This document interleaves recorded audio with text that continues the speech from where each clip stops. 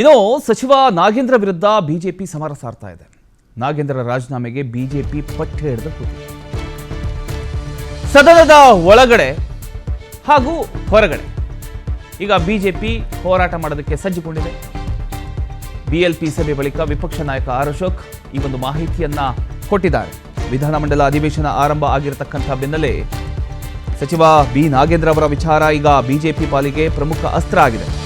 ನಾಗೇಂದ್ರ ಅವರನ್ನ ಮತ್ತೆ ಸಚಿವ ಸಂಪುಟಕ್ಕೆ ಸೇರ್ಪಡೆ ಮಾಡಿರೋದನ್ನ ಪ್ರಶ್ನಿಸಿರತಕ್ಕಂಥ ಬಿಜೆಪಿ ಅವರ ರಾಜೀನಾಮೆಗೆ ಪಟ್ಟು ಹಿಡಿದು ಕೂತಿದೆ. ವಿಪಕ್ಷ ನಾಯಕ ಆರ್ ಅಶೋಕ್ ಕೂಡ ನಾಗೇಂದ್ರ ಸಚಿವರಾಗುವ ತನಕ ಸದನದ ಅವರು ಎಲ್ಲವರೆಗೂ ಸಚಿವರಾಗಿರ್ತಾರೋ ಅಲ್ಲಿವರೆಗೂ ಸದನದ ಕಲಾಪಕ್ಕೆ ಅಡ್ಡಿಪಡಿಸ್ತಕ್ಕಂಥ ಒಂದು ಎಚ್ಚರಿಕೆಯನ್ನು ಕೂಡ ನೀಡಿದ್ದಾರೆ. ಬಿಜೆಪಿ ಶಾಸಕಾಂಗ ಪಕ್ಷದ ಸಭೆಯಲ್ಲೂ ಕೂಡ ಅಧಿವೇಶನದಲ್ಲಿ ಸರ್ಕಾರವನ್ನು ಯಾವೆಲ್ಲ ವಿಚಾರಗಳಲ್ಲಿ ಇಕ್ಕಟ್ಟಿಗೆ ಸಿಲುಕಿಸಬೇಕು ಅಂತಕ್ಕಂಥ ಬಗ್ಗೆ ಕೂಡ ಚರ್ಚೆ ನಡೆದಿದೆ. ನಾಗೇಂದ್ರ ವಿಚಾರದ ಜೊತೆಗೆ ಬರ ಪರಿಹಾರ ಆಗಿರ್ಬೋದು, ಬಿಡದಿ ಟೌನ್ಶಿಪ್ ಇರ್ಬೋದು, ರೈತರ ಒಂದು ಸಮಸ್ಯೆಗಳಾಗಿರ್ಬೋದು, ನೇಮಕಾತಿ ಅಕ್ರಮದ ಆರೋಪಗಳಿರ್ಬೋದು, ಇವೆಲ್ಲವನ್ನ ಸೇರಿಸ್ಕೊಂಡು ಹಲವು ವಿಷಯಗಳನ್ನು ಸದನದ ಒಳಗಡೆ ಹಾಗೂ ಹೊರಗಡೆ ಪ್ರಸ್ತಾಪಿಸುವುದಕ್ಕೆ ಬಿಜೆಪಿ ಜೆಡಿಎಸ್ ಮೈತ್ರಿಕೂಟ ಈಗ ಸಜ್ಜಾಗಿದೆ ಅಂತ ಹೇಳ್ಬೋದು. ಅಧಿವೇಶನ ವಿಧಾನ ಪರಿಷತ್ತಲ್ಲಿ ಯಾವ ರೀತಿ ನಮ್ಮ ಹೋರಾಟ ಇರಬೇಕು ಅಂತ ಈ ಅಧಿವೇಶನದಲ್ಲಿ ನಾಗೇಂದ್ರ ಅವರು ಕಳೆದ ಈ ಅಸೆಂಬ್ಲಿಯಲ್ಲಿ ಅವ್ರನ್ನ 187 ಕೋಟಿ ಹಣ ಲೂಟಿ ಹೊಡೆದಿದ್ದಾರೆ ಅಂತೇಳಿ, ಸರ್ಕಾರದ ಹಣ ಲೂಟಿ ಹೊಡೆದಿದ್ದಾರೆ ಅಂತೇಳಿ ಅವ್ರನ್ನ ವಜಾ ಮಾಡಲಾಯಿತು. ಮತ್ತೆ ಇದೇ ಸದನದಲ್ಲಿ ಅವ್ರನ್ನ ಮತ್ತೆ ವಾಪಸ್ ತಗೊಂತಾ ಇದ್ದಾರೆ. ಇದು ಸಂವಿಧಾನಕ್ಕೆ ವಿರೋಧ ಮತ್ತು ಭ್ರಷ್ಟಾಚಾರದ ನಾವೇನು ತೊಳೆದಾಗ್ತೀರಿ ಅಂತ ಕಾಂಗ್ರೆಸ್ ಅವರು ಹೇಳ್ತಾ ಇದ್ದಾರೆ. ಭ್ರಷ್ಟಾಚಾರನ ಮತ್ತೆ ವಿಧಾನಸಭೆ ಒಳಗಡೆ ತರ್ತಾ ಇದ್ದಾರೆ.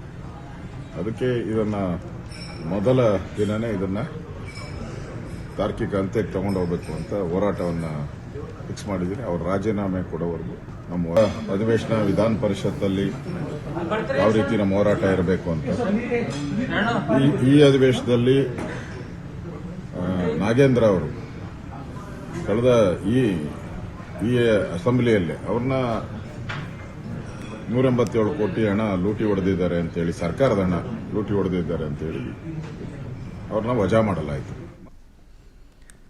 ಎಸ್, ಇದ್ರ ಬಗ್ಗೆ ಇನ್ನಷ್ಟು ಡೀಟೇಲ್ಸ್ ಕೊಡ್ತಾರೆ ನಮ್ಮ ಪ್ರತಿನಿಧಿ ಹನುಮಂತರಾಜು. ಈಗ ಲೈವ್ ಅಲ್ಲಿ ಜಾಯ್ನ್ ಆಗಿದ್ದಾರೆ. ಎಸ್ ಹನುಮಂತರಾಜು, ಈಗ ವಿಧಾನಮಂಡಲ ಅಧಿವೇಶನದಲ್ಲಿ ಬಿ ನಾಗೇಂದ್ರ ಅವರೇ ಈಗ ಬಿಜೆಪಿಗೆ ಪ್ರಮುಖ ಅಸ್ತ್ರ ಆಗೋಗಿದೆಯಾ ಅಂತ? ಎಸ್ ಪ್ರಮೋದ್, ಈಗಾಗಲೇ ಏನು ಸದನ ನಡೀತಿದೆ, ಈ ಸದನದಲ್ಲಿ ಏನು ಸರ್ಕಾರವನ್ನು ಕಟ್ಟಿ ಹಾಕಲು ಬಿಜೆಪಿಯ ನಾಯಕರು ಕೂಡ ಚಿಂತನೆಯನ್ನು ನಡೆಸಿದ್ದಾರೆ.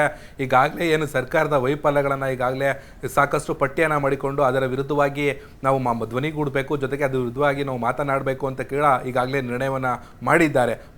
ಪ್ರಮುಖ ವಿಚಾರವಾಗಿ ಹೇಳ್ತಾ ಹೋದರೆ, ಒಂದು ನಾಗೇಂದ್ರ ಅವರನ್ನು ಮಂತ್ರಿ ಮಾಡಿದ್ದು ಮೊದಲ ಆದ್ಯತೆಯಾಗಿ ಅವರು ತೆಗೆದುಕೊಳ್ಳೋ ನಿಟ್ಟಿನಲ್ಲಿ ಈಗಾಗಲೇ ಏನು ವಾಲ್ಮೀಕಿ ಹಗರಣದಲ್ಲಿಂದಾಗಿ ನಾಗೇಂದ್ರ ಅವರನ್ನು ಸಚಿವ ಸ್ಥಾನದಿಂದ ಕೈ ಬಿಡಲಾಗಿತ್ತು. ಮತ್ತೆ ಅವರನ್ನು ಯಾಕೆ ತೆಗೆದುಕೊಂಡ್ರಿ, ಮಂತ್ರಿ ಸ್ಥಾನಕ್ಕೆ ಯಾಕೆ ತೆಗೆದುಕೊಂಡ್ರಿ ಅಂತೇಳಿ ಭ್ರಷ್ಟಾಚಾರ ಹಗರಣದ ಆರೋಪ ಹೊತ್ತಿರ್ತಕ್ಕಂಥ ವ್ಯಕ್ತಿಯನ್ನು ಯಾವ ರೀತಿಯಲ್ಲಿ ನೀವು ಸಚಿವರನ್ನಾಗಿ ಆಯ್ಕೆ ಮಾಡಿಕೊಂಡ್ರಿ ಅಂತೇಳಿ ಈಗ ಸರ್ಕಾರವನ್ನು ಇಕ್ಕಟ್ಟಿಗೆ ಸಿಲಿಸುವಂಥ ಕಾರ್ಯದಲ್ಲೂ ಪ್ರತಿಪಕ್ಷಗಳು ಮುಂದಾಗಿದ್ದಾವೆ. ಅದಾದ ನಂತರದಲ್ಲಿ ಏನು ಈಗಾಗಲೇ ಬರ ಇದೆ, ರಾಜ್ಯದಲ್ಲಿ ಬರ ತಾಂಡವಾಡ್ತಿದೆ, ಬರ ಪರಿಹಾರ ಘೋಷಣೆ ಮಾಡಿಲ್ಲ ರಾಜ್ಯ ಸರ್ಕಾರ.